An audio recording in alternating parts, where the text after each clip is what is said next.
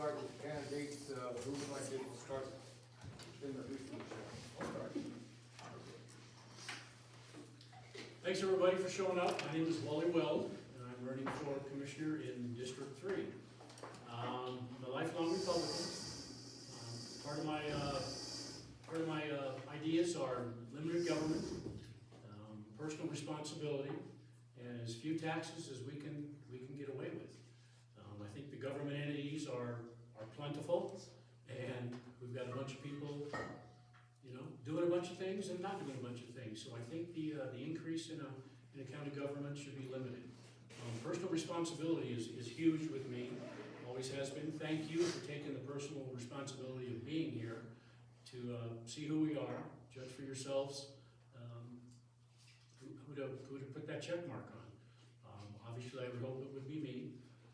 Certainly, personal responsibility is something we can do as a community. If you might have a neighbor that's got a piece of property that's kind of rough, grab a couple neighbors, go over and see if you can help. It'll join the community. If he says no and leave, then you've got to take care of things through the sheriff, through the county in the proper way. But let's try to make that happen on our own before we have to, spend a bunch of money, do a bunch of things to make that happen. As far as taxes go, I am not a tax and spend kind of guy. It is definitely up to the county how they want to run it. But the last couple of bonds that have been put forth have been soundly defeated across all party ranges. So just remember that it does cost a few nickels to send those out. $20,000, $30,000 can be the number. So do we want to spend that kind of money finding out if we want taxes when in the past it hasn't been a situation? So I'd like to keep those as low as possible. My job is to work with all the departments, Sheriff's Department, Assessor's Department, Road and Bridge, to bring all those folks together. Land use is a situation that's pretty important. The land use Bible is super thick, and I don't think anybody knows the entire land use Bible by heart.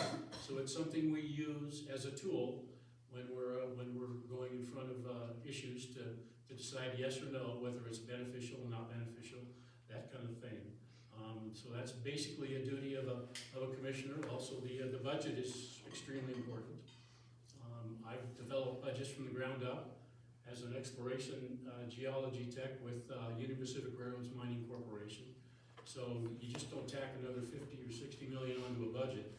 We brought them to fruition from the ground up. So that's another situation that I'm very comfortable with, and look forward to doing that when I'm the commissioner. Thank you.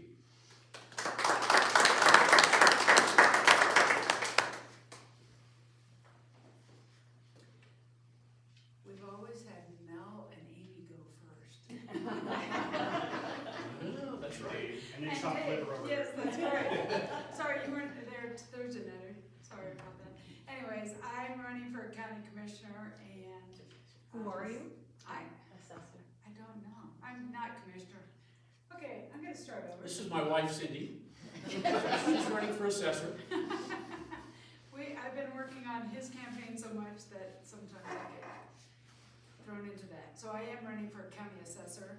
I believe that I can do the job well. I have a degree in accounting. I have built commercial businesses, strip malls and 7-Elevens. I have run several of my own businesses. I'm a realtor, so I know broker price opinions, which is somewhat close to assessor, although that's much more specific with appraisals than what I've done. I have run budgets, multi-million-dollar budgets for federal services, which is now no longer, but it was a offshoot of the Baby Bells, and we wrote them for, as I said last fall, almost in Hanford. It was the telecommunication systems that they put in place back a long time ago. I've raised 4 kids, homeschooled those kids, and they're all successful, have degrees, and are working very well on their own. 3 are married, 1 isn't yet. And I think that this county needs somebody who hires or gets their employees certified in being able to do appraisals. Currently, there's one agent or one employee that has their residential certification,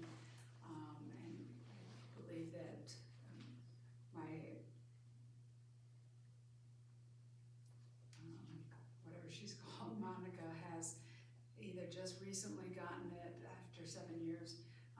But I believe in having a commercial appraiser and not hiring contract workers. That will save us a lot of money. And I just hope you would, I'm not a good public speaker, as you can tell, but I hope you would vote for me. Thank you.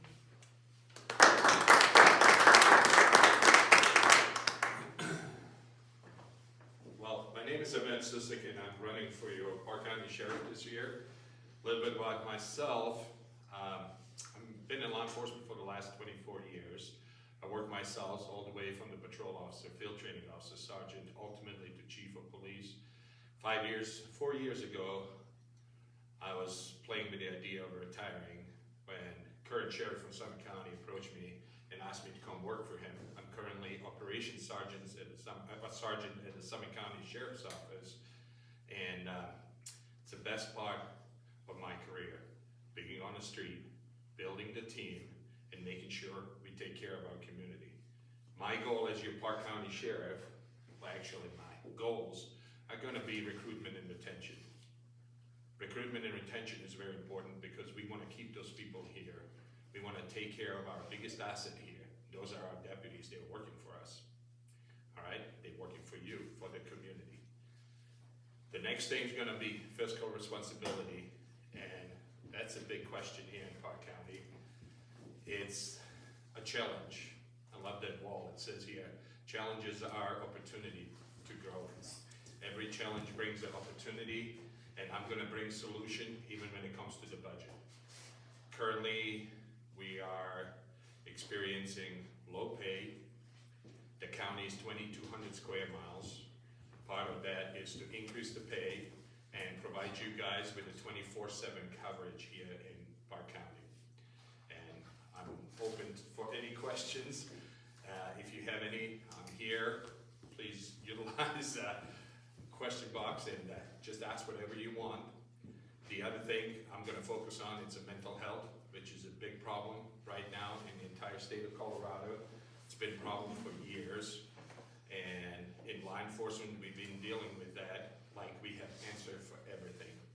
It is important that we train our people. I was a part of the Summit County corresponding unit, which operates with one deputy and actually licensed therapists, and they're going to those mental health calls. So the whole concept is to reduce use of force, deadly situation, and to de-escalate. That starts on a patrol deputy level with getting everybody certified in this county in CIT, which is a crisis intervention training that's offered to line deputies or officers. It's a 40-hour course, and I'm more than happy to bring that here and have every deputy work on de-escalation versus escalation of situation. I've been in Park County for about 13, 14 years. I live just outside of Fairplay, raised my 3 boys here. They were very involved in the 4-H program, and those were some rough times because we spent weekends over at the county fair just helping our boys grow. Thank you.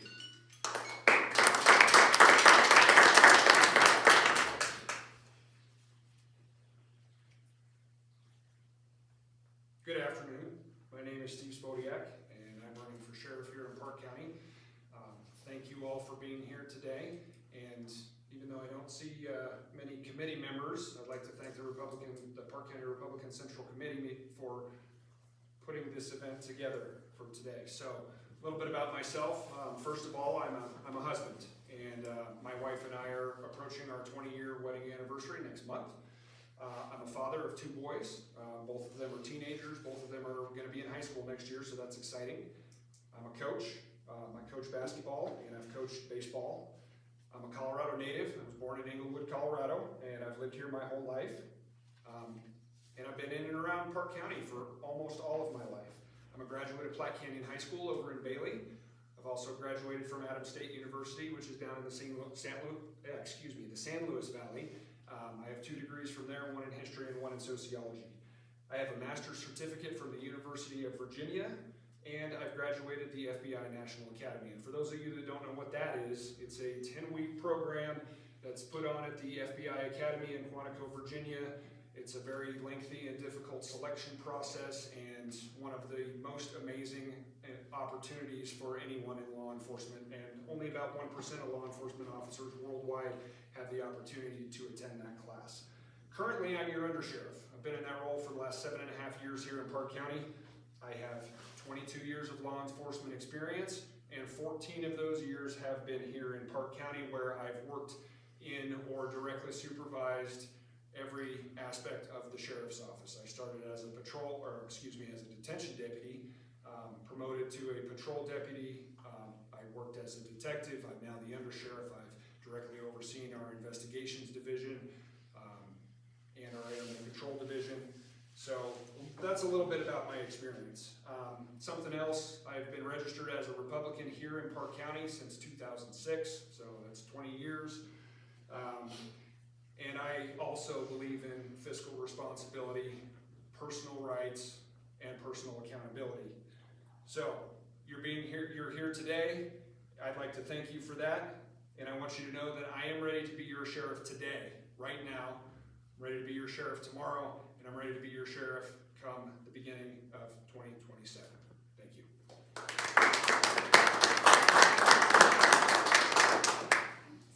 Okay, we have some candidates here. Well, sure.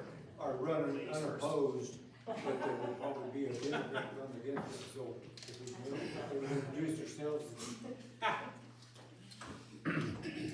Hi there, for those of you who don't know me, I'm Amy Flint. I, for the last 3.5 years, have been your treasurer and public trustee. A little about me, I've been in Colorado, Fairplay, since 1992, raised our kids here, and worked in banking, mostly the beginning of my time in Colorado, for 13 years, and for 18 years I was the public assistance supervisor for the Department of Human Services. Here I am, and I enjoy my job. It's been a very learning, growing opportunity. I'd love to do it again for another 4 years and continue learning and growing. And some of my goals for the next 4 years would be public education. I'd like to get out into the communities along with Dave. Dave does that, and maybe Mel and Monica, and do some education about what our departments do and the questions that people in the community might have about what we do and how we do it. The treasurer is the banker for the money in the department of the departments in the county. And so we take in the deposits, the department deposits, we process all of those statements in, out, wires in, wires out, the distributions to the entities. And we also, the treasurer is responsible for treasurer's deeds after the tax lien sales have been held or processed and held.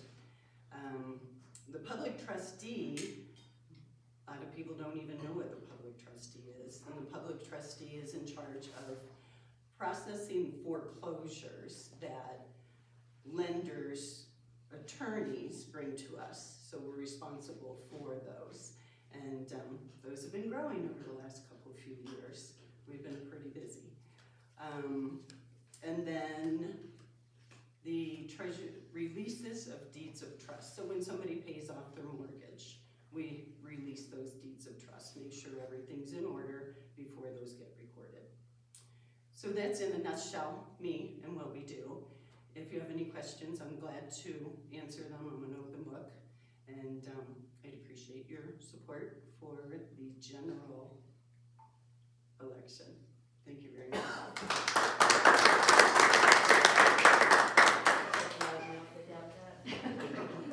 Don't need it. No, I'm only I think I'm loud enough.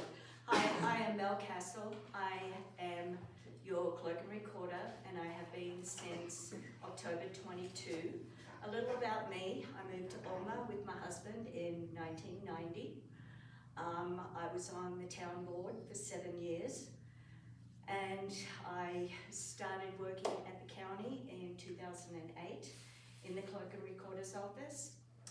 Then I transferred over to the assessor's office and worked there for 10 years or so, and then became the clerk and recorder, which I love my job.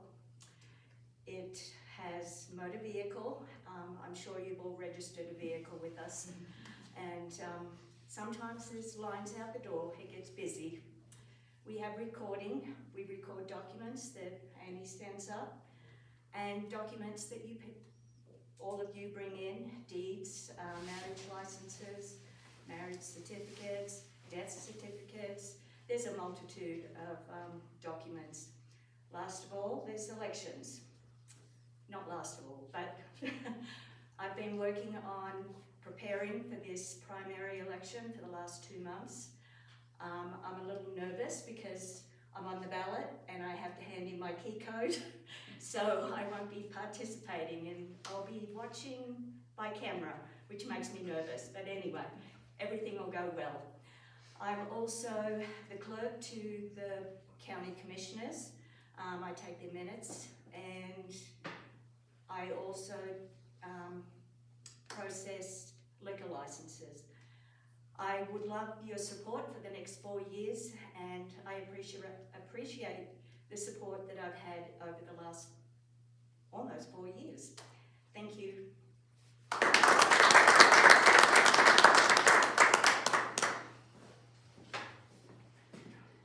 I'm getting the signal, we need to use this. So.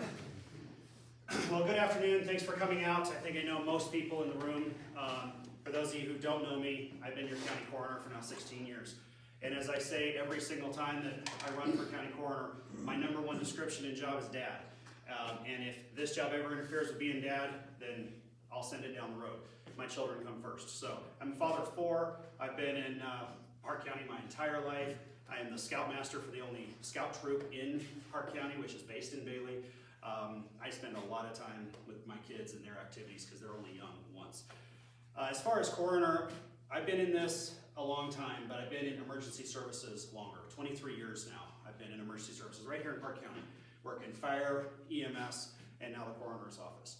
And so in those positions, I've learned a lot about the communities.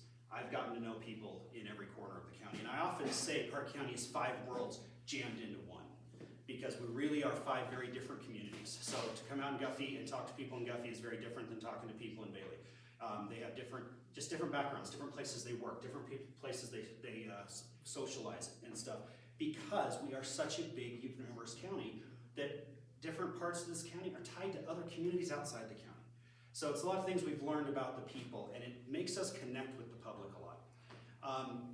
As far as it goes for certifications for me, there's a lot of people don't know what certifies a coroner, what makes you qualified to be a coroner. So we do a lot of public outreach so people understand why does the coroner show up when there's a death. And in my office, our job is to do a death investigation to determine cause and manner of death. And then we have to do a positive scientific ID. We have to notify family. There's a lot we have to do, right? For example, we just had a case out of China, a Chinese resident, and we have to go notify the consulate. A lot of people don't realize that we're obligated to notify the consulate of a foreign national. And so things like that, people just don't know that we're up to and the things that we're doing. So in those, to be certified as a death investigator, there's 3 levels of certification. The state level shouldn't even be talked about. And then there's the national level, which is called the registry level of the American Board of Medical Legal Death Investigation. That is the standard that I have set in our office a long time ago, that you can't work for me unless you have that standard. You have to be able to go into court, you have to be able to go in front of a family, you have to be able to prove that you know what you're doing. That process is a very long and lengthy process to get certified, and you have to pass an arduous test to do so. So all my deputies, if you have an interaction with our office, are certified to that level. And then there's one level above that, which is board certification of the ABMDI, and that is what I am. So that's the highest death investigation certification in the country. That's what I hold. I don't mandate that for everybody because that is a years-long commitment, but we make sure that they're all nationally certified. So those are the kind of things that we do on the investigative side. And then as far as interacting with our families, we have what we call the care team. Many of you may have heard of this. In 2016, we finally launched the care team, a group of volunteers, and I'm being buzzed out, but I think they're gonna get most of the time, so I'll just finish this quick description. It's a great group of volunteers who are in all of our communities for the entire county, and they come out with us and support the families, support the survivors, and they are truly the proudest part of our office. So thank you guys for coming out.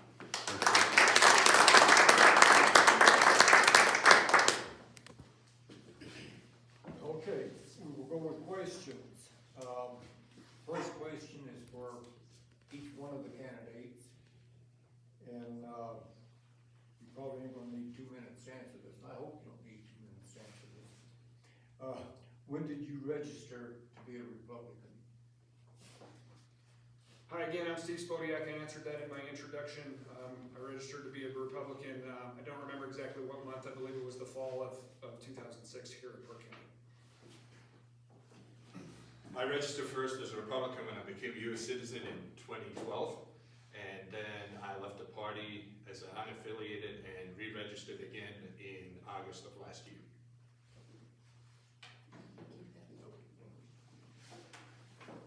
I registered as a Republican in 1978.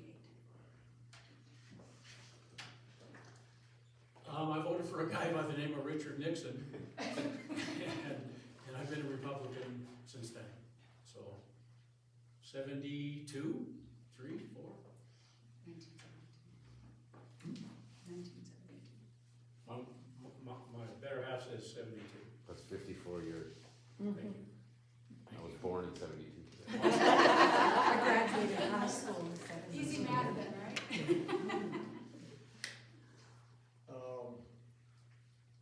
The next question is for the sheriff's candidates. And it was directed to one candidate, but I would like to direct it to both candidates. If we start with Lamont answering first, I'd appreciate, what problems do you see with the sheriff's office, and what are your plans to make it better? And will you provide 24/7 coverage? So the problems in law enforcement exist in every agency. There is no perfect agency in the United States. The current problem that I see in the sheriff's office, like I mentioned in my introduction, is recruitment, retention, pay, and wellness. So how I would provide 24/7 coverage. Creation of the 3rd district is going to be my priority, and it's going to happen from day one. We're going to have 3 districts in Park County. So the creation of the district, which is going to incorporate Guffey, Lake George, and Hartselle with the 3 deputies, is going to be priority because it's the largest area, not as much populated, but it's still a large area to cover. How am I going to do that? Well, when I became a chief of police, I didn't have much staff. So it was a lot of sleeping in the office and trying to get to every call. So we're going to introduce what I introduced in Tonawanda River, that's in Summit County. It's a 48-hour coverage, 96 off.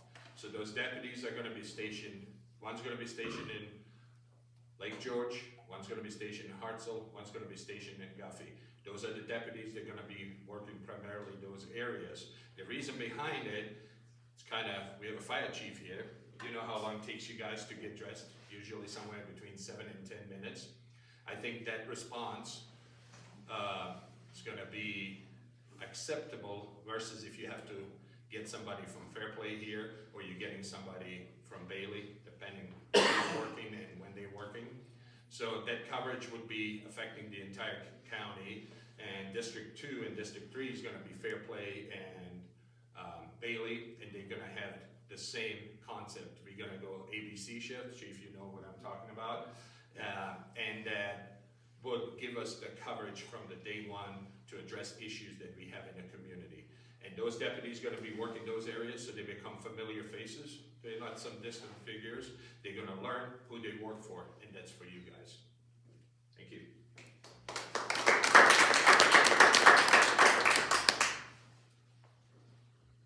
All right, so the question was the problems that I see with the sheriff's office. And yes, staffing is a problem that I see with the sheriff's office. Staffing has been a problem with the sheriff's office for the over 20 years that I have been here in the county. So unfortunately, I think that's going to continue to be an issue, but it ebbs and flows. And so if you can think back to 2018 with the previous sheriff, before Sheriff McGraw, and what the agency was like at the end of that administration to where it is now, I think we have made some really big strides. And we've had times where we were almost fully staffed.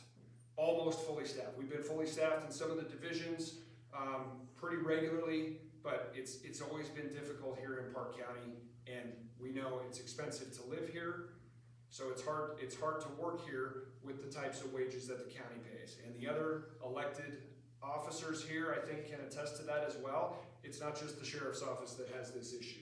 So how do we solve that without bringing in a bunch more money? Well, we might be able to bring in some more money with grants, which is a good idea, but they're not always sustainable. So I don't know that you would want to tie salaries and wages for people themselves to money that is not going to be there each and every year. Now, could we bring money in and offset some of the other things that we're purchasing? We certainly could. So grants is an option. But one of the things that I think is also important to realize with staffing is that people generally don't leave because of money alone. Now, granted, you have to be able to live and pay your bills, but when people are appreciated, they will stay. And if they have a reason to stay or they have roots in our communities, that's going to encourage them to stay. So I would like to seek out and recruit people who are already here. And that's my 2 minutes.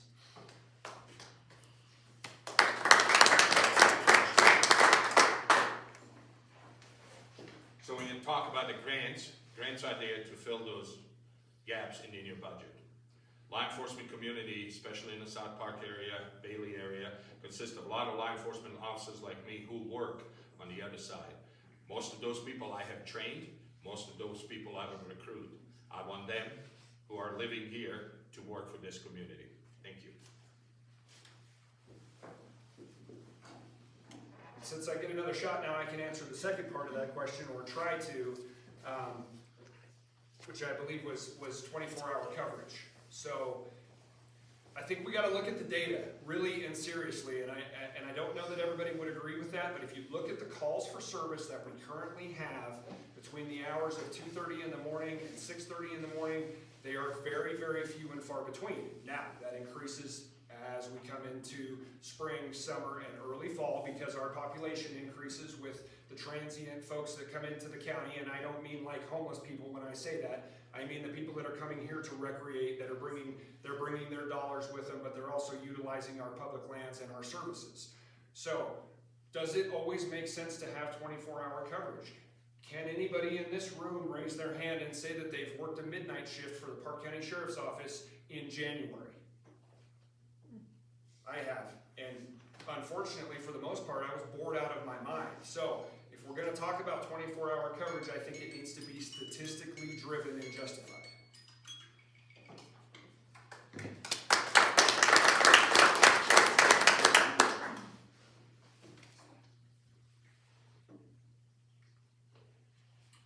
Okay, this is,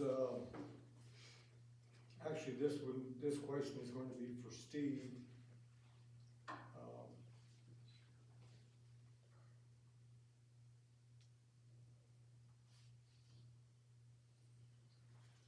Part of it will also be for Mark. Okay, here's the question. There is a business owner who has had 2 thefts of his business. Each was over $2,000 in items stolen. The owner said no report has ever been taken, though he called the sheriff's office. If you were the sheriff, what would you do? Steve, you want to take that one first? Sure. So, I guess my first question would be, I would start an investigative process of my own, because my first question would be, why? And the next part of this would be, how would I as the sheriff be able to address an issue if I am not aware of it? So I'm going to try and fill in some of the holes that I think are in this question to get us where we need to be. So I would imagine that this type of information would come to the sheriff through a complaint that was made by a citizen, feeling like they have not been heard. They're saying they called in, they made a report, but there's no report for them to now get. And in this case, a couple reasons why they would need a report. $2,000 two different times, so they're out $4,000. This might be something that they can turn over to their insurance so that they can recoup some of those lost. But I would also suspect that they're looking for some accountability here and an investigation on who's responsible for these crimes. So I would look and see, do we have a record of this call coming in? Has this person called into our dispatch center? Do we have a record of that? If we do, which deputy took that call, or deputies, or the two different calls? Were there two different deputies? And I would work my way through this process until I had an understanding of exactly what had happened, so that we could try and reach a resolution. And if it turns out that what they said on the note card is in fact true, they called in, they made a report, but a deputy never came out and really took a report, then we're gonna get the process going to take that report. We're also gonna bring that deputy in and figure out why. Do they need some more training? What were the circumstances behind them not fulfilling their duties on that particular day at that particular time for that particular call? And if there's discipline that needs to happen, then it's gonna happen.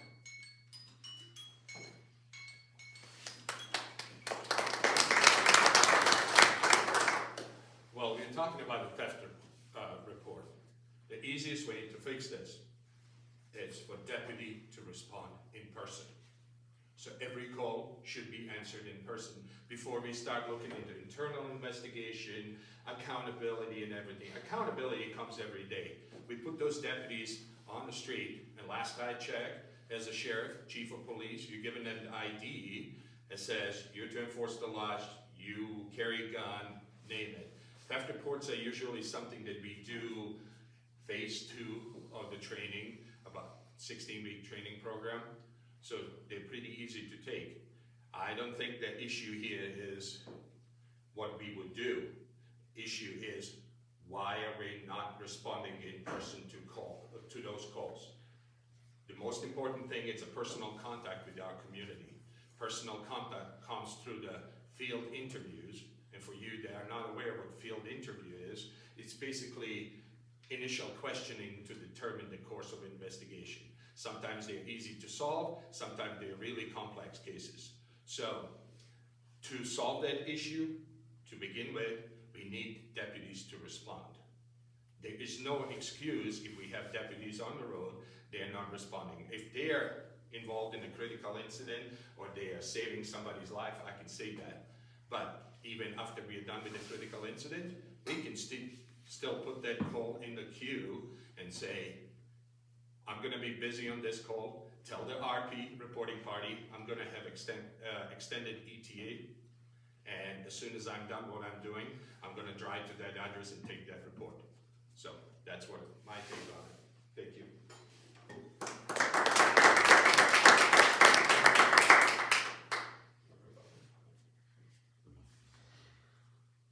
Okay, again for the sheriff's candidates, how would you handle a deputy who has multiple accidents? A deputy that has multiple accidents, well, I think in our profession, we don't look at these as accidents, we look at them as crashes, because they're every time a vehicle runs into something else, it is avoidable. Now, sometimes it's on purpose. Sometimes we have to do that in the performance of our duties. Maybe we're crashing into another car to stop an active threat. And that's okay. Is that what we're talking about here? I don't think so. I think more what we're talking about is the liability that someone in a police car has if they're not driving safely. So for me, first thing we look at is their training. And what are the circumstances that surround these events? Were they avoidable? Of course, we know they're all avoidable, but how avoidable were they, and what could have made them even more avoidable? An example would be, if you go out into the parking lot out there, you're gonna see that I backed in, because that's That's how I've been doing it for the last 20 years. Unless I'm arriving in an emergency situation, if I have time, when I arrive at a location, I'm gonna back in. And the reason for that is because when I go to leave, then I don't have to back up. Number one, backing is a huge cause for collisions. Number two, it allows me to leave in a faster and safer fashion going forward if I need to head to another emergency. So again, I would look at training. I would look at this person's background. Is this something that we should have known about when we hired them? Maybe they had a very poor driving history that was recent. And if it continues, then there's going to be discipline, and we may even get to the point where, unfortunately, this person can't work for the sheriff's office anymore because they can't operate a motor vehicle in a safe fashion on a consistent basis. We also, on this topic, as drivers, we should be setting the standard. And unless we're responding to an emergency, we should be following the traffic laws. We should be driving the speed limit. We should be stopping at stop signs. We should be using our turn signals. And this should be something that we see from the top of the organization down. So if your sheriff, in this case, is not someone who drives like that on a regular basis, whether they're on duty or off duty, if maybe they, I'll stop there. But,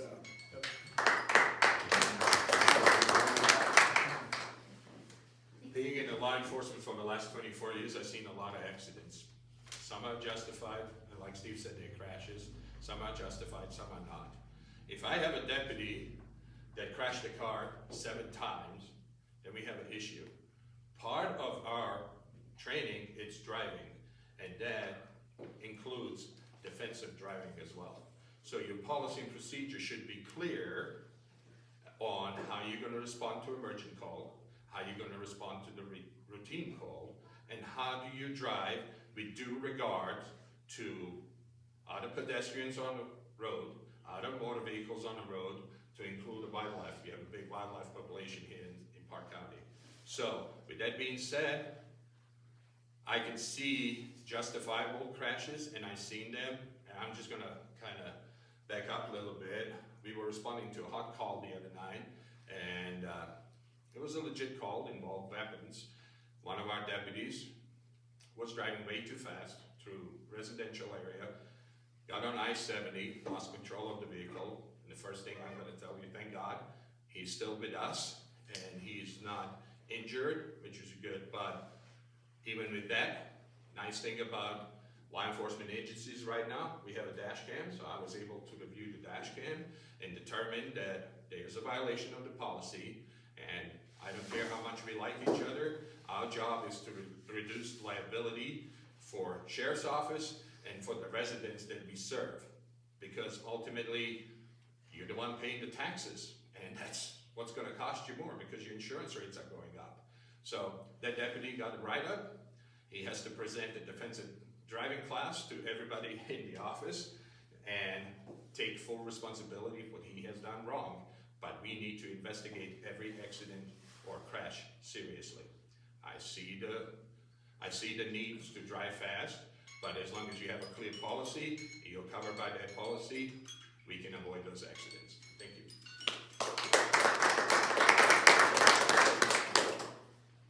Something else that came to mind here is, I believe it was 2 weeks ago, the county received a report from CTSI, which is a group of county governments that pay into basically an insurance pool. And for Park County specifically, the main crash that we experience with the sheriff's office is animals, car deer, car elk. And so going back to the original question, is that as avoidable as something else?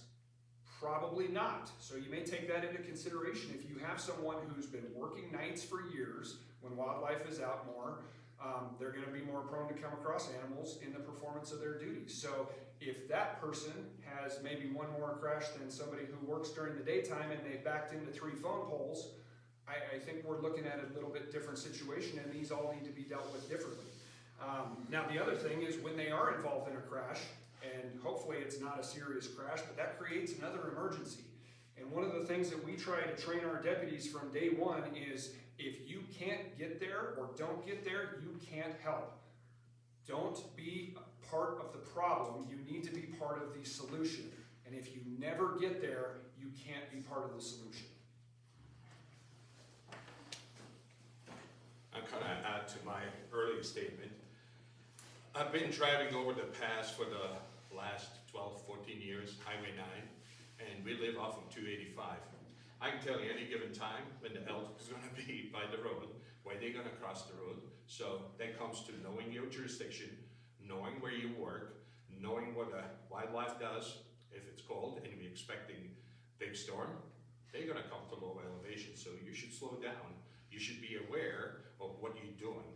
As a law enforcement professionals, you know, our head is always what I call it on a swivel. Just be careful what you do, follow your instinct, and know your jurisdiction. Thank you.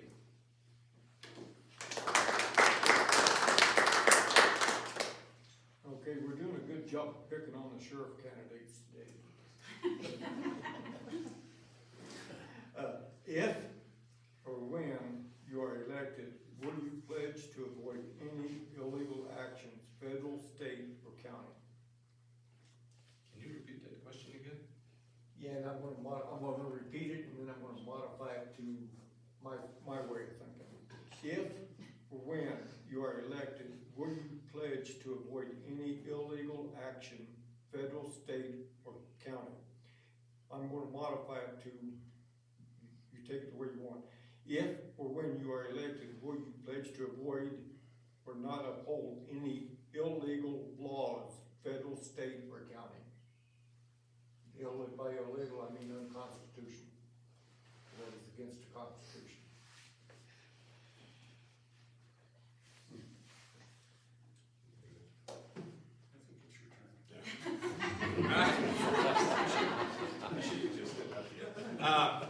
So, lately we've seen some legislation coming to us from the state legislator. One of them is that Senate Bill 003, purchasing firearms. Okay, certain firearms you can't purchase anymore. You're talking about CPW classes, vetting by the sheriff's office, filling out application. That didn't used to be a case here, you know, but I look at the constitutional rights, our Second Amendment gives a right to bear arms. So what I have issue with is that we are now putting burden not only on the sheriff's office, because when I scrambled the numbers and I was looking what the cost of creating the database, for whatever reason, why do we need another database? Because when you purchase firearms, you're going to the federal database anyway. To create that database and to process all those law-abiding citizens' requests to purchase firearms, now we need to employ somebody to process those requests and collect the fees and everything else. I don't think that any of us should be paying for their constitutional rights. That's where we stand. This is our right. It's not a privilege. You can't just take it away. With a state mandate and looking at the price here, everybody talks about money because it ultimately is going to cost the sheriff's office somewhere between $200,000 to $300,000 a year. And last when I checked the county budget, where's that money going to come from? There's no money in the county budget. Now you're going to put that burden on law-abiding citizens. How about those that have a low income? You know, as a sheriff, I pledge to waive all those fees or reduce those fees so low-income, law-abiding citizens can purchase their weapons, you know, openly and publicly talk against that bill and making sure people are aware what they can and cannot do. All right? Thank you.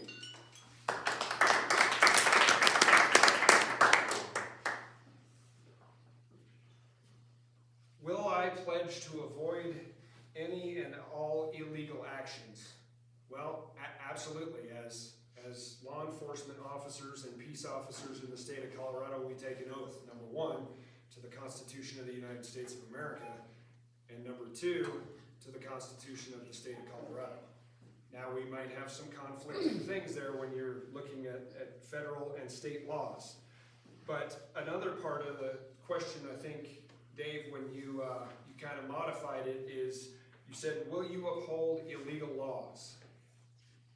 And I think that the obvious question or answer to that question is no, of course not. Who would do that? Nobody gets into this profession to do things like that. We all have the best intentions in mind, and we all want to go out there and do the very best things and help people. That's where this all starts. But the way that our government is set up is 3 branches. We have an executive branch who executes the laws, we have a judicial branch who rules on the laws, and we have a legislative branch who makes the laws.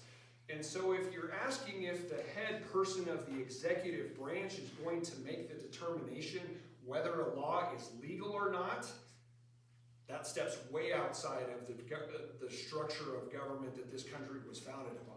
It's not the choice of the person of the executive branch to decide whether a law is constitutional or whether it's not constitutional. That is the job of the courts. Just like it's not the sheriff or the executive branch's job to create laws. It is their job to enforce those laws, and that's why we have this separation of government.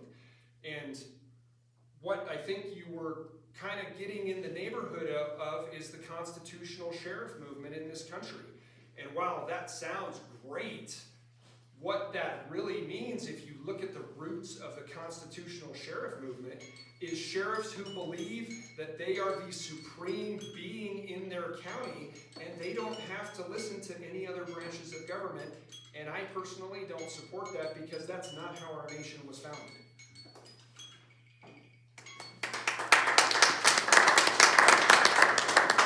When we talk about a U.S. Supreme Law, U.S. Constitution, everybody knows, even in our oath of office, it says first that I would uphold and support the Constitution of the United States of America.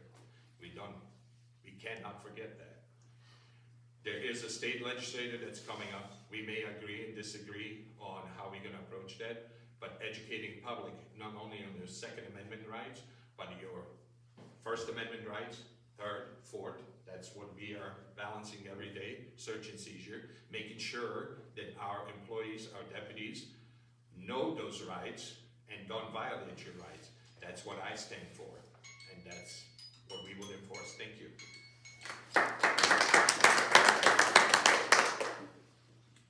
You forgot like the 5th and the 8th Amendments, Yeah. which are also huge, especially when you look at the detention side of things and taking away people's freedoms. But I'd like to get back to this $200,000 to $300,000 cost to the county to implement Senate Bill 3.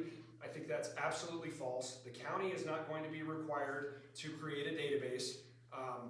The state is creating this database, so the cost is at the state level. The cost that the county is going to incur for this is going to be the staff time that it takes to collect people's information and help guide them through how this is set up to work by the state.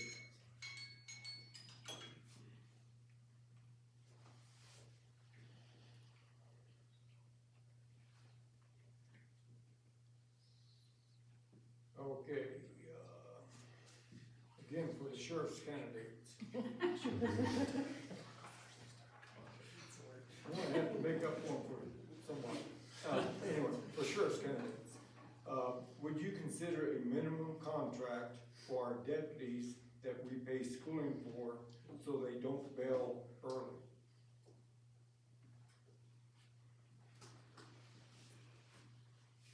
Yes, I would consider that. In fact, we currently, in a year's time, we will send 1 to 3 of our detention deputies through a post academy. And so when we do that, we're sponsoring that person. We're taking care of some of the things on the back end that they might have to do personally. We're also paying them. And in return, what we are legally allowed to do under Colorado revised statutes is enter into a contract with them for 2 years. 2 years worth of time, we can proratedly collect the cost of that training. So what that means is if we had someone that we sent through a post academy, they worked for the sheriff's office for a year and then they left, well, they would be halfway through that contract. So whatever cost we had involved in training that deputy, we would be able to potentially recoup half of that cost. So If it was $10,000, we would be able to recoup $5,000 of that. So yes, that's something that we currently do. Now, people who we hire who are already certified, they still require training, right? Nobody can come in off of the street, get in a cop car in Park County, and go to work as a deputy. It doesn't work that way. Not in today's day and age. It's no longer where they throw you the keys, a gun, and a badge and say, go do police work. There is way too much involved in it now. There's way too much liability. Would it be fair, I guess then as a rhetorical question, to take the same approach with someone who brings a certain amount of training with them, but then is going to have, say, 3 months of training before they can actually operate on their own? That's an interesting concept. It's not something that we currently do. I am not aware of any agencies that currently operate that way. But again, we need to think outside of the box here. We need to be doing different things, and I don't think that that is out of the realm of possibilities in the future. I think the question was, when we put somebody through the academy and sponsor that person through the academy, can we enforce that contract? Used to be a case. So last year, state legislature says we can't anymore, because you just have to come up and say, hey, I'm not making it. So you can't hold those people accountable. There is no standing in any court that would give you money back. Contractual services are contractual services. That's why I said grants are something that we need to utilize here. I spoke about the $3.5 million post grant. I spoke about utilizing that grant to certify every deputy, including detentions deputy, to be post-certified in the state of Colorado. We should be recruiting from within. We should be recruiting from our detention facility. And I know that not everybody is willing to work the roads, but I bet there's some people in detentions, they're willing to go to the road tomorrow if they had opportunity. When it comes to the lateral transfers, people like me coming to work for the Park County, we have that in Summit County. We steal people from Jeffco. I mean, it's a really cruel world out there in law enforcement. Our applications are not anymore what they used to be. Our pool of applicants is not what it used to be. So we attract people with money, and that's how it works. So, of course, they're not going to go through our regular 19-week training program. They already have experience. We offer that. So we are doing fast-tracking programs for the lateral candidates. And when they decide to leave year, 2 years, after they gain employment with us, we can't do nothing about it. And I always said that happiness is internal, your stress is external. If our employees, our deputies are not happy, you can do whatever you want. If they decided to leave, they will leave. So that's why I stand on it. Thank you.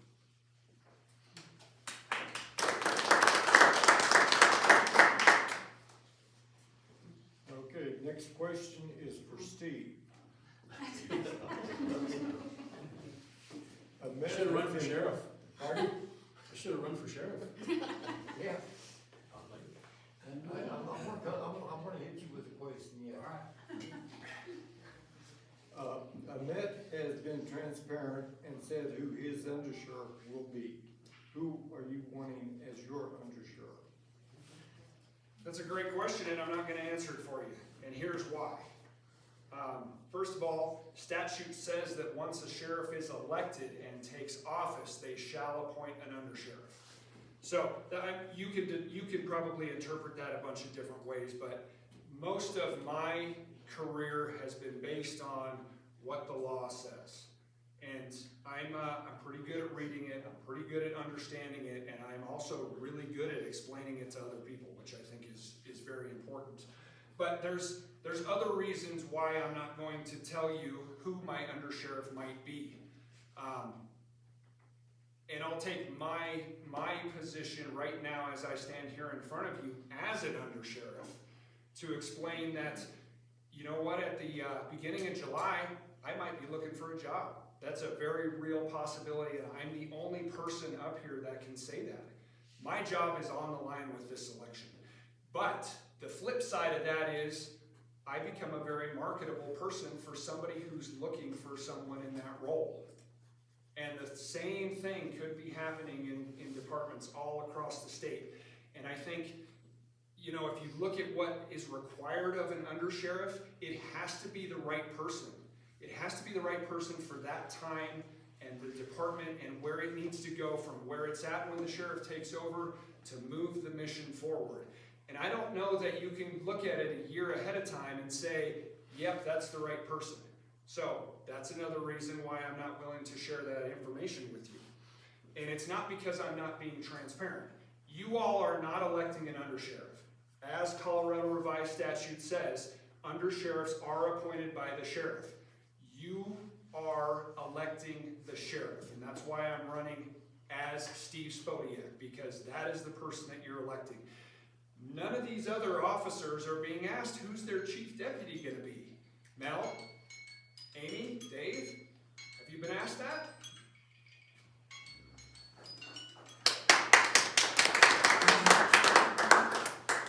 Like Steve said, it's nowhere in the statute. Why I've chosen Mr. Gary Rhodes is not only because I want to be transparent. I looked at his experience and combined between us, we have over 50 years of experience we're going to bring to this office. We don't need to be trained. We are coming to that office and starting the change from day one. That's going to be huge impact on us, on our families, and on this community. So instead of me looking who didn't make a sheriff candidate this election and reaching out to the person and saying, hey, would you mind being my undersheriff? I've already made my choice. And that choice is Mr. Rhodes. And between two of us, like I said, change starts the day one. We're gonna bring the experience. We don't need training. Police administration is the cop's worst enemy. I'm well versed in police administration. Mr. Rhodes supervised several counties as a CSP sergeant. They don't have mid-level supervision at a CSP. We don't need mid-level supervision. We need a sheriff, undersheriff, and what I'm gonna invest mostly is gonna be my first line supervision, sergeants. That's who runs your department. That's where you make it or you break it. So to make this short, I already made my choice. I'm transparent. This is what you're gonna get. Thank you so much.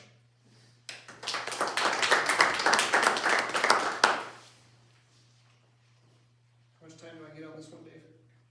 30 seconds. 30 seconds. Okay, I'll try and make it quick there. So, I'm the only person here who's an undersheriff. So I know what this job is, and you know what? It's not the same in Jefferson County as it is in Costilla County, and you don't want to be in Costilla County right now, right? But I'm the only person who's been the undersheriff in Park County. So I know what this role takes. I know the hours that I've put in. I know that I go in and I fill in as a school resource officer as an undersheriff when we have a deputy who's sick and can't be there so that we have protection at our schools. I go out and cover patrol shifts. I do inmate transports for our jail, court security when they need help. This is a job where you have to be well versed in all of these things. And it's super important. And I do appreciate you covering. I've done it, same thing. I'm well versed, not only in the police administration, I know how to run operations on the road. So there is no better candidate than I am for this position. And I can tell you that with the current administration and the changes that we're gonna bring, it's gonna be like a night and day. We have to try something better. We can't put each other down and say, this is the problem. We will bring solutions. And thank you.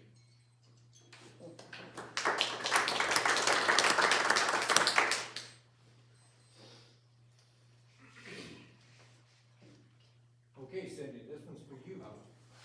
I don't know whether you can answer it. I don't know if I can either. The person that could answer it is not here. I don't know.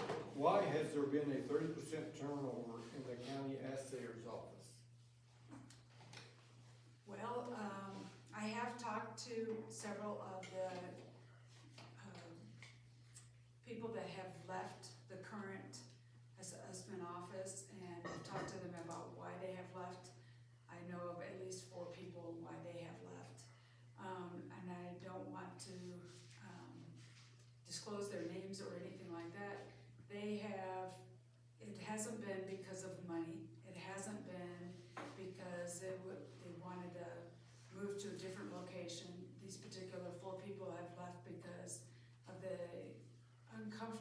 unhappiness within the department, with being treated poorly in the department. They've lost the, when they had a family type feeling, it was great. And then when our current assessor came in, from what I understand from these people, and she's not here to defend herself, so I can't speak for her, but they just felt like there was a lot of animosity, ridicule, being put down for various things, and they just felt like they had to leave. And I've been told that several of them would come back if I became the assessor, so that's all I know. I can't speak for all of them. I know some have left because of money, some have left because they've moved, but I do know 4 people in particular that had some issues there. Thank you.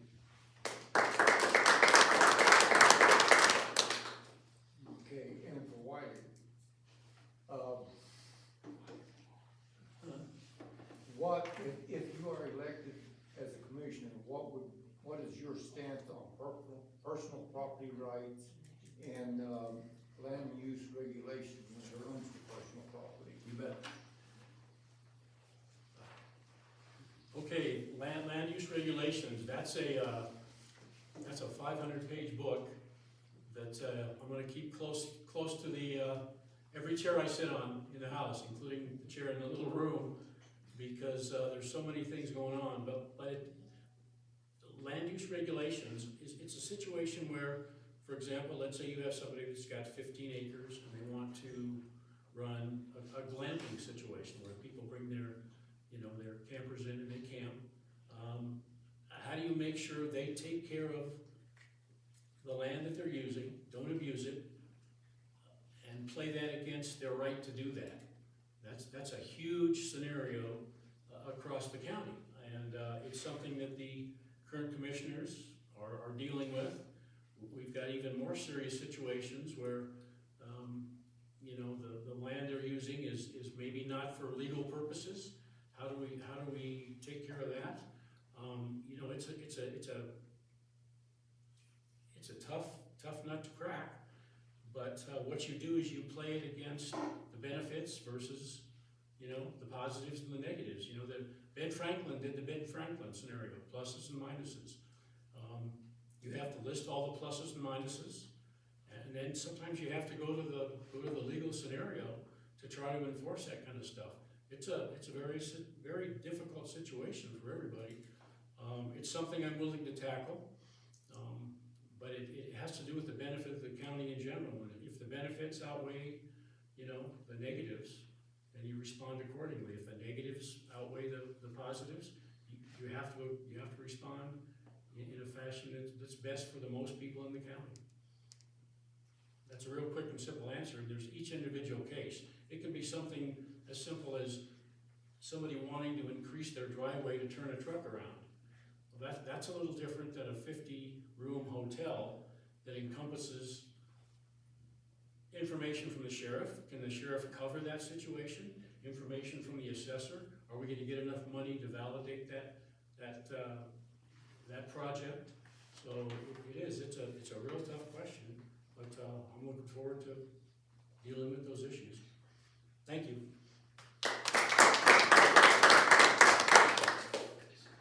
Okay, that's all the questions that we have written down. I would like to ask if there's anybody that has a question for any of the candidates. We have 3 candidates that are running unopposed, so it's not going to necessarily have anything to do with the primary, but someone here may have a question for those candidates that they've been wondering about. I have an observation, and this is go to Mel. Yeah. The last 4 years, I would like to say your staff has been amazing, professional, and efficient. In my experience with them, and my dealings with them, not only through the fire department, registering our vehicles and whatnot, but my own personal experience. So thank you for your leadership, Dr. Thank you, I appreciate it.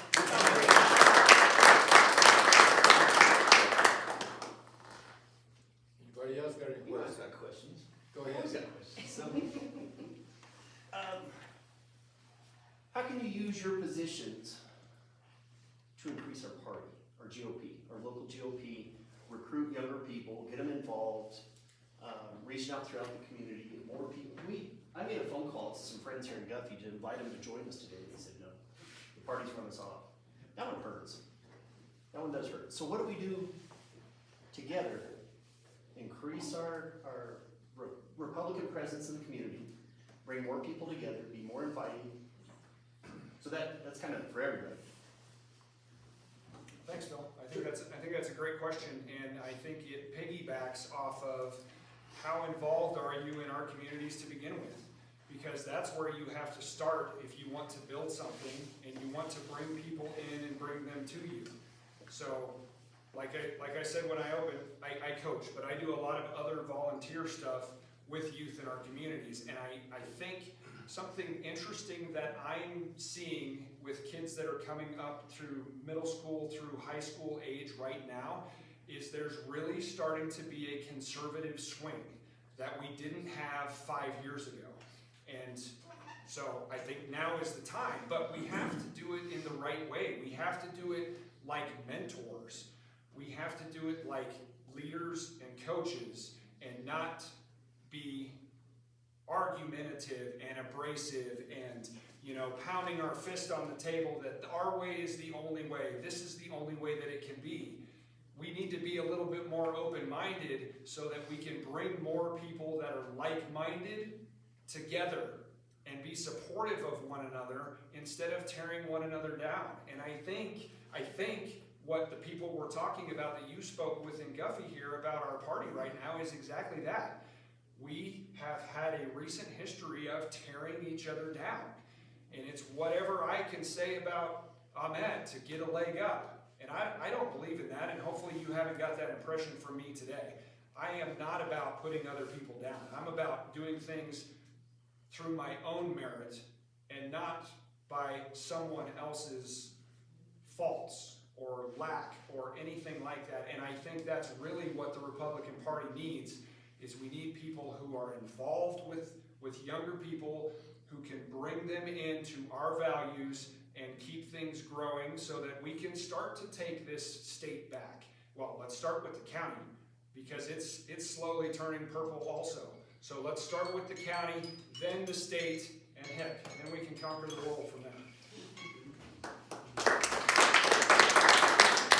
I'm going to piggyback. Steve, great comment. What we need to focus on is our conservative values. We need to focus on our young generation. Steve talks about a middle school, high school.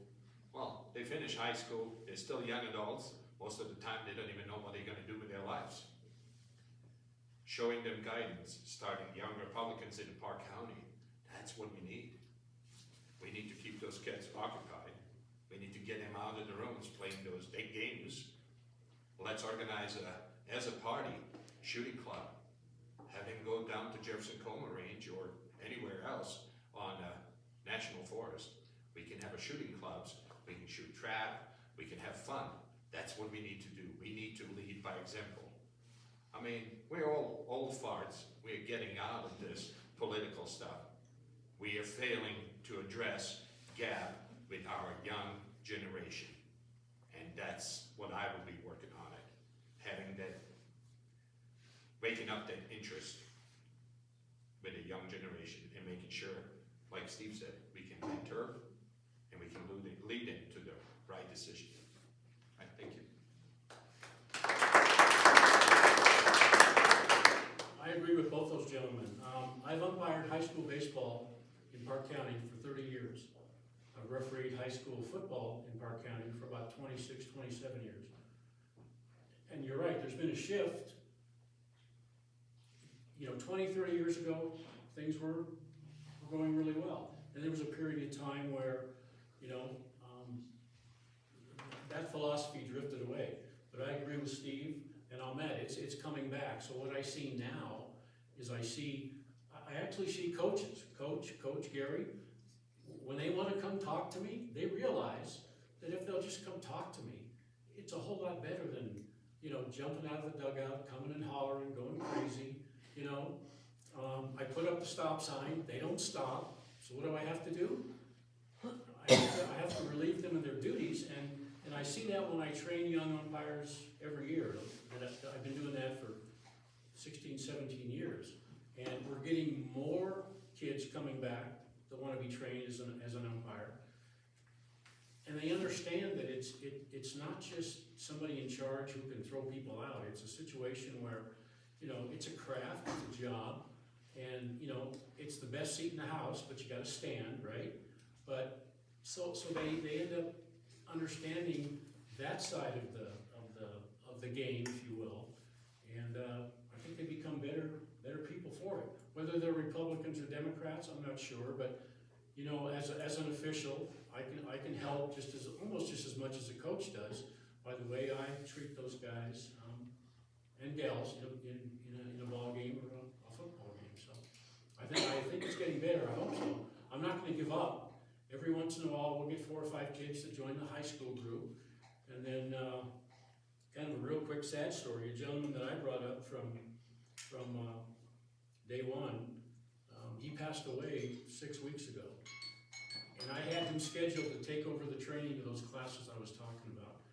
Now I gotta find somebody else, but yeah, I just wanted to say hi to Scott real quick.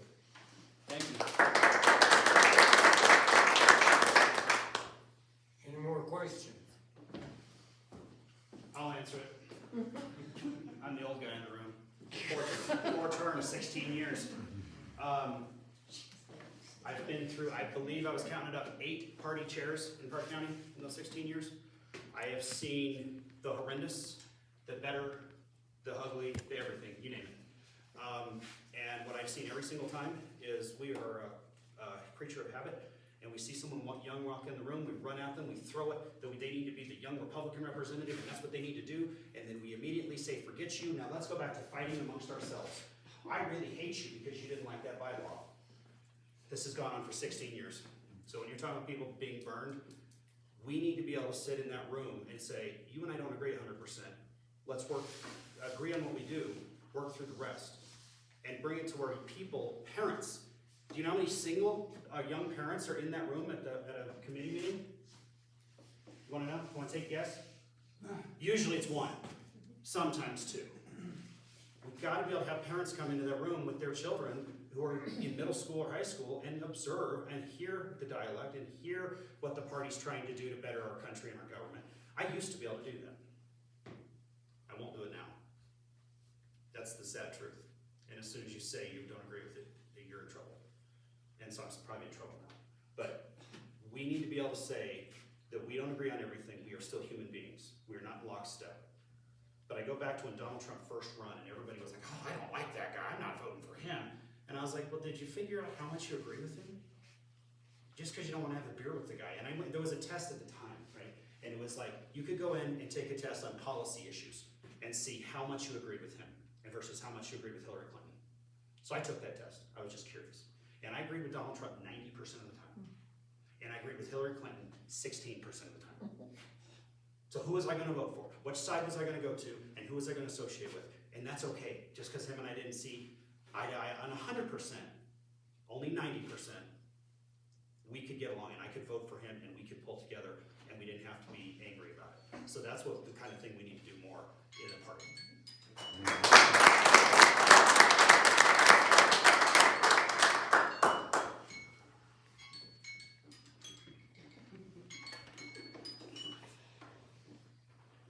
Anybody else? All right, thank you all for being here today. Do closing statements? Pardon? Closing statements? Closing? We usually do a closing statement. Oh, okay. Couple minutes. 2 minutes, 3 minutes for closing statement. Sure call. 3. We've got over a half hour, so we can give you a 3-minute closing statement. Okay. Who wants to start? I guess I'll start since I went last to begin with. So, again, thank you all for being here. My name's Steve Spodiak, candidate for sheriff here in Park County. I'm your current undersheriff, and like I told you at the beginning, all of the things that I am outside of what I do for a living. A husband, a father, a coach, a mentor, like we talked about. But one of the things that I think I bring to the table is my training and my experience. So I've worked in Park County in law enforcement for 14 of my 22 years. And I think that's huge because Park County is a very interesting place. And yes, it is, I would say, the coroner said 5 different communities, at least that many different communities here. And they're all spread out and they're all different. They're all unique in their own ways, and you know what, they all think that they're the best, and you know what, maybe they are all the best, I'm not sure. But I've had thousands of hours of law enforcement leadership training. I talked a little bit at the beginning about the FBI National Academy, something I'm very proud of, and it was a huge accomplishment for me personally, but it also allowed me to create relationships in the law enforcement community, not only across the state of Colorado and the United States of America, but around the world, by having the opportunity to do that and bring that back to Park County, where it's something that we haven't had for a while. I've also been through the County Sheriffs of Colorado Undersheriffs Institute. I've taken all 3 FBI LEDA executive development courses and their cultural development course. I've been through the FBI Rocky Mountain Command College and the International Association of Chiefs of Police Leadership in Policing. I'm post-certified through the Highlands Ranch Law Enforcement Public Safety Training Institute here in Colorado. I have a master's certificate from the University of Virginia, 2 bachelor's degrees, and as far as my experience on the ground, I've been a deputy in our jail, I've been a patrol deputy, I've been a municipal police officer, I've been a school resource officer, I've been a SWAT operator and SWAT team leader. I was a special agent, senior special agent with the Railroad Police. I've been a canine handler, I have executive protection experience, I was a detective, and now I'm your undersheriff for the last 7.5 years. So I would encourage you to look at those things. In addition to my involvement within Park County over the years, growing up here, the knowledge that I bring, the historical knowledge that you can't replace that, you can't get that anywhere else. So again, I'm Steve Spodiak, thank you for being here. I would appreciate your support, specifically in the upcoming primaries here at the end of June. Thank you.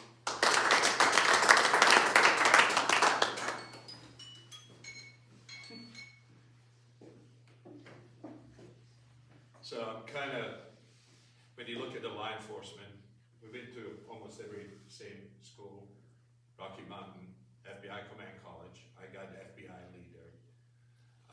Been instructor in law enforcement. I instruct skills, but it's standardized field sobriety testing, radar, LiDAR, arrest control, tactical rifle instructor. I worked myself through the ranks. Nothing was given to me. I had to fight for everything. And biggest lesson I learned throughout my career is that we need to mentor each other. We need to come up with a solution. Best part about my job is watching new recruits coming to the law enforcement agencies and their enthusiasm they bring that first couple of years. And then everything kind of changes. They get into that routine, fatigue sets in. They're not with their home with their families. They're doing overtime. They're trying to pay their bills. Really tough life. Most of law enforcement marriages are ending in divorce. I think 1 out of 3. It's a really ruthless profession. What I will bring to this county, to the sheriff's office, not only mentorship, but making sure that that fatigue doesn't set in.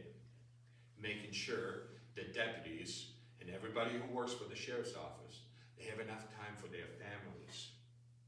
That's our primary responsibility. It's investing in our biggest asset, and that's our people. Once we take care of them, they're gonna come here and work. They're gonna give that 110%. That's the best part about my job. Mentorship and promoting people. Seeing that person that you're paying attention to, who is showing willingness to go step above and beyond, and helping that person succeed in their career. That's that's what every law enforcement leader should be doing. Leadership, definition is encouraging others to solve their own problems while providing purpose, direction, and motivation. I think leadership is just being a human being to another human being, treating them the right way, giving them opportunity to grow. And that's what I would bring to this office. We are always focusing on get going. Stats are important. This is what we need to do. You have cold spending. We need to step back. We need to rethink future of the Park County Sheriff's Office. How do we sustain that office? Where's that money gonna come to pay for eligible recruits and people who are willing to still do this job? I'm Ahmed Sisek, and I'm running for your Park County Sheriff, and I hope to get your vote in June primary. Thank you so much.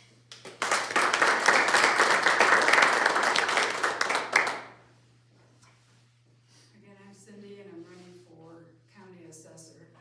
My primary desire for that department, well, there's three actually. One is to really encourage all of those that work for me to get as much education, to become accredited or, get their appraisal licenses to be able to go on and do other things elsewhere if that's what they so choose. It's free for them to go across to Summit County to get that training, and I'd like to provide that training if they want to do that and succeed in that area. I also want to see that everybody that comes there loves their job, that wants to be there, that there's a commitment to each other and to the whole department, just to have a fun time. I mean, if you love what you do, you never work a day in your life, and that's one of the things that I'd like to see happen there too. And I also want to see that everybody in the county, especially those that are older, that may not understand the assessment, that they can come into the office and have me sit down with them and explain, or have anybody in the office be able to explain exactly what they are looking at and understand how that value is assessed. And it needs to be fair and accurate. There's no favoritism. Everybody gets assessed the same way. It gets appraised accurately and fairly, and that's what I'd like to see for that office. And again, I'm Cindy Weld, running for county assessor, and I appreciate your support in the primary.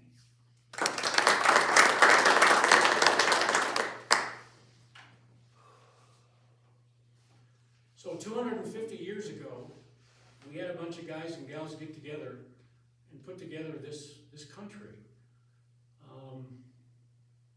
They took time out of their private lives, jumped into the public life, and created the community we have now, the state we have now, the union of states that we have. And that's always been something that my dad and I have talked about. At some point in time in your life, if you can, jump in, do something that our forefathers did, and be a part of that community. And do it for the right reasons. Don't do it for Wally Well, don't do it for the pay, but do it for the people that deserve that type of leadership and guidance.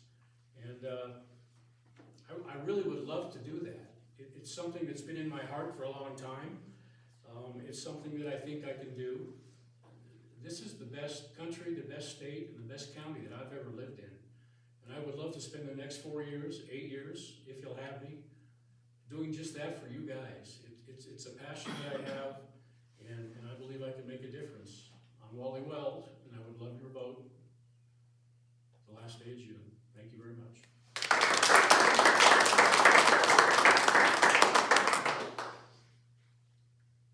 Any of you have anything to say? Mel, Monica, Dave?